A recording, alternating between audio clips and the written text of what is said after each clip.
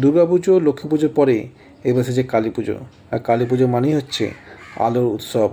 কালী পুজো মানেই হচ্ছে বাজি ফাটানো। এই আলো উৎসব, এই বাজি ফাটানো, এই সবই হচ্ছে বাঙালির আবেগ। একটা সময় শব্দবাজি নিষিদ্ধ ছিল না।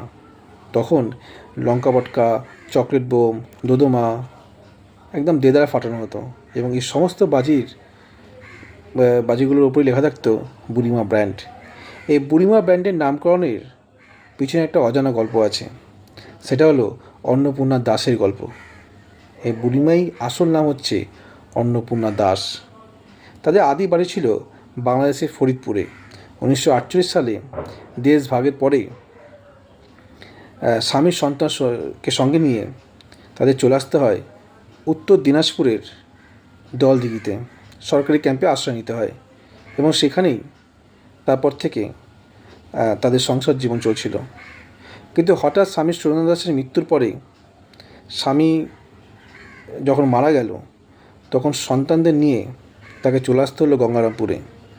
সেখানে যেহেতু তারা খুব ছোট ছিল, কখনো শাকসবজি বেচে, কখনো বাড়ির ঘটিবাটিও বিক্রি করতে হয়েছে সংসার চালাতে।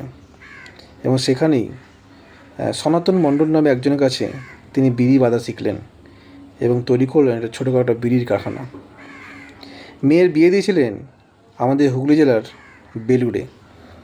এবং জামাই মেয়ের সঙ্গে দেখা করতে আসতেন এবং এই দেখা করতে এসেই তিনি আলতা সিঁদুরের কাজ শিখলেন।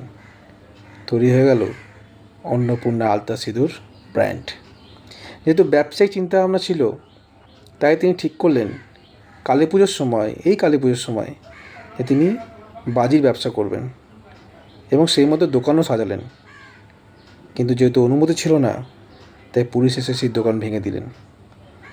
শুরু হলো লড়াই। তিনি অনুমতি জোগাড় করলেন, কিন্তু কিনে বাজি বিক্রি করে ব্যবসা করাটা বেশ প্রফিটেবল ছিল না, খরচা বেশি ছিল। তাই তিনি ঠিক করলেন বাজি বানিয়ে বিক্রি করবেন এবং সেই মতো তিনি বাঁকুড়ায় আকবর আলীর কাছে গিয়ে বাজি বানানো শিখলেন। তারপর থেকে আর ফিরে তাকাতে হয়নি। এই বাজির কারখানা, বাজির ব্যবসার সমুদ্রে অনেক ব্র্যান্ড এসছে, অনেক নাম এসছে, কিন্তু এই বিশাল সমুদ্রে বুড়িমা নামী জাহাজটি কোনো দিনও ডুববে না। সাবধানে, শান্তিতে, পশুদের ডিস্টার্ব না করে, সেফটিতে এই কালী পুজো উপভোগ করুন। হ্যাপি কালী পুজো, হ্যাপি দীপাবলি।